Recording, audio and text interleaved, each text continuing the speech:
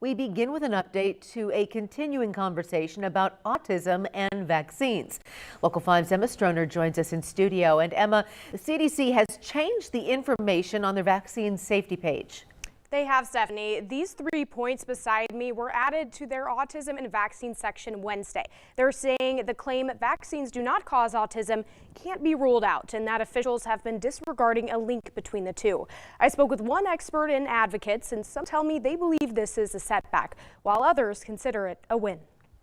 Amid ongoing discourse surrounding the role of vaccines in cases of autism, Centers for Disease Control and Prevention has changed their autism and vaccines page, bringing back claims that were previously discredited. Among those claims is one saying that because research hasn't ruled out the chances of infant vaccines causing autism, the claim vaccines do not cause autism isn't valid. University of Iowa Public Health professor Natasha Askelson says that's not quite how it works. It's almost impossible to prove the lack of cause. We can show that there is no evidence that links autism and vaccines.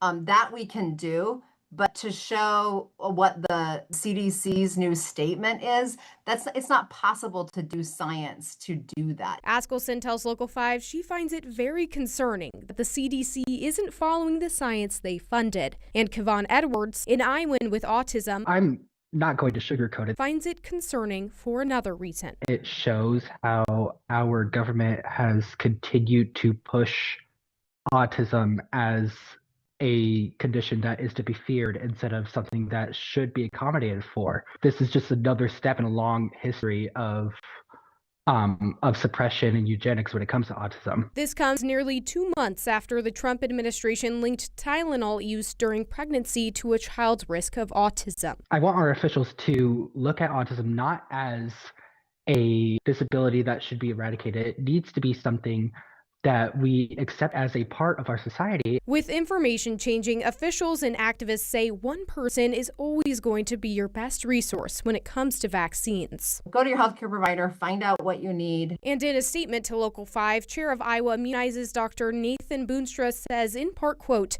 "Your child's doctor is your most valuable resource when it comes to vaccines and the health of your child." We also reached out to Informed Choice Iowa and just received a statement into our newsroom. They say in part, quote, "This is a great first step in providing transparency for all Iowans with regard to the actual past research done pertaining to vaccines and autism." And they applaud Secretary Kennedy's HHS for this renewed effort to prioritize research surrounding the chronic disease epidemic of our nation's children. Stephanie?